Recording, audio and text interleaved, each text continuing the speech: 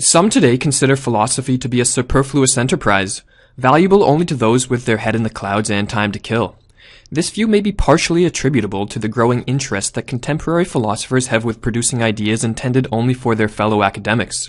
As the 20th century French philosopher Pierre Hadot pointed out, modern philosophy appears above all as the construction of a technical jargon reserved for modern specialists. In contrast to modern philosophy, ancient philosophers were concerned not with the production of a technical jargon reserved for specialists, but with the attainment of wisdom for the sake of instigating a transformation of self. As Hadot put it, modern philosophers are artists of reason, while ancient philosophers were artists of life. He is the one, in fact, wrote the ancient Stoic Seneca, who knows the fundamental thing, how to live. In this video, we will unearth some of the ancient philosophers' ideas on the elusive art of living, displaying philosophy as a subject imbued with a potentially transformative power, which can help one change their life. Many of the great ancient philosophers viewed humans as for the most part living monotonous, misguided lives, conforming without thought, and burdened by irrational fears and insecurities. The 19th century American philosopher Henry David Thoreau encapsulated this view of the ancient philosophers, writing, "The mass of men lead lives of quiet desperation." According to the ancients, in order to develop into a unique individual, capable of free thought and able to attain a higher state of being than most, wisdom was necessary. Throughout antiquity, wrote Hadot, wisdom was considered a mode of being, a state in which a person is in a way which is radically different from that of other people, a state in which he is a kind of Superman. Today, when one studies philosophy, it is most commonly for purposes such as entering academia, law school, or to train oneself in the rigors of logic and argumentation. For the ancients, one studied philosophy to become a fully developed individual, able to navigate through life successfully, calmly, and wisely. Speaking of philosophy, Seneca wrote, "It molds and builds the personality, orders one's life, regulates one's conduct, shows one what one should do and what one should leave undone, and keeps one on the correct course as one is tossed about in perilous seas. Without it, no one can lead a life free of fear or worry." In their quest for wisdom, the ancient philosophers' rupture from the status quo was radical. The cynics owned little, lived on the streets, and openly shunned and mocked social norms and conventions. The Epicureans removed themselves from society altogether, setting up their own small community of philosophers. The Stoics sought to construct within themselves an impenetrable fortress, unaffected by either men or fate. While most today can't or aren't willing to undergo such a drastic rupture with the status quo, the ancient philosophers put forth potentially transformative practical exercises. These exercises can be practiced by anyone at any time, and can potentially raise oneself and worldview to a level higher than most can comprehend. "Practice these and the related percepts day and night," wrote Epicurus, "and you will live as a god among men." Pierre Hadot spent much of his life investigating these percepts or practices, calling them spiritual exercises. The French sociologist Georges Friedman nicely captured the essence of the nature of spiritual exercises with these words: "Take flight each day, at least for a moment, however brief, as long as it is intense. Every day a spiritual exercise.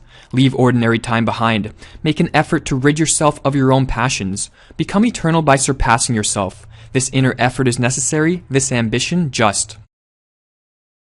While the ancient philosophers set forth numerous spiritual exercises, we will look at three of the more powerful ones: meditating upon death, premeditating on future evils, and assuming a view from above. Far from being morbid, the ancient philosophers thought that frequently meditating on death could help one appreciate and make the most of life by becoming aware of its inherent fragility.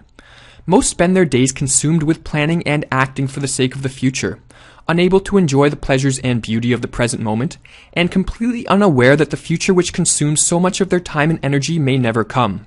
We would be wise, thought the ancients, to remind ourselves of the uncertain and uncontrollable nature of death more often. Persuade yourself that each new day that dawns will be your last. Then you will receive each unexpected hour with gratitude. Recognize all the value of each moment of time which is added on as if it were happening by an incredible stroke of luck. Let your every deed and word and thought be those of one who might depart from this life this very moment, wrote Marcus Aurelius. Popular among Stoic philosophers, premeditating on future evils was thought to be an effective antidote to the inevitable painful and tragic situations that everyone must face in one form or another. He robs present ills of their power who has perceived their coming beforehand, wrote Seneca. If we contemplate potentially painful events ahead of time, acknowledging situations we are afraid of as a possibility, we will be better prepared to endure and overcome them, as Seneca explained. What is quite unlooked for is more crushing in its effect, and unexpectedness adds to the weight of a disaster. The fact that it was unforeseen has never failed to intensify a person's grief. This is a reason for ensuring that nothing ever takes us by surprise. We should project our thoughts ahead of us at every turn and have in mind every possible eventuality instead of only the usual course of events. One of the more powerful and potent of the ancient spiritual exercises involved assuming a view from above. The ancients thought that by contemplating the vast and majestic universe, one can rise above all earthly troubles and look down upon the world as if from above. Watch and see the courses of the stars as if you were running alongside them, and continually dwell in your mind upon the changes of the elements into one another. For these imaginations wash away the foulness of life on the earth. When you are reasoning about mankind, look upon earthly things below, as if from some vantage point above them.